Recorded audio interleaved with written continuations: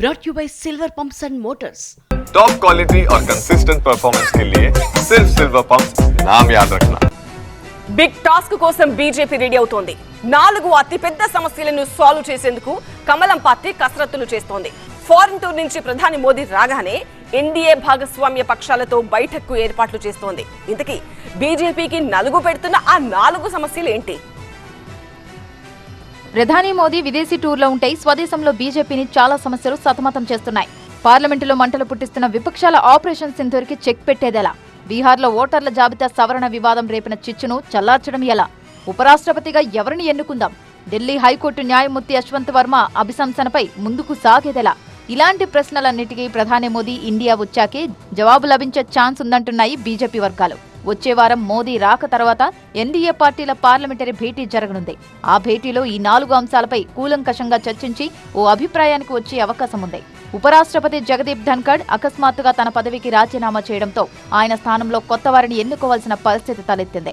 అయితే బీజేపీ జాతీయ అధ్యక్షుడి ఎన్నిక, కేంద్ర కేబినెట్ పునర్వ్యవస్థీకరణతో ఉపరాష్ట్రపతి ఎన్నిక ముడిపడటంతో బీజేపీ ఆచితూచి అడుగులు వేస్తోంది.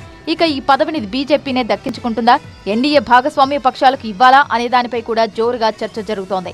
ఇక ఉపరాష్ట్రపతి ఎన్నికకు సంబంధించి త్వరలో కేంద్ర ఎన్నికల సంఘం నోటిఫికేషన్ ఇవ్వనుంది.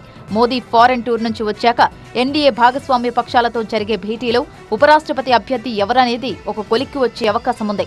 ఇక ఢిల్లీ హైకోర్టు న్యాయమూర్తి జస్టిస్ యశ్వంత్ వర్మ ఇంట్లో నోట్ల కట్టలు దొరికిన సంఘటనలో ఆయనను అభిశంసించే కార్యక్రమం జోరుగా సాగుతోంది. దీనికి సంబంధించి పార్లమెంటు సభ్యుల సంతకాల సేకరణ కూడా జరిగింది. అన్ని పార్టీలు ఈ విషయంపై ఏకాభిప్రాయంతో ఉన్నా ఇది అంత తేలిగ్గా తేలే కార్యక్రమం కాదు.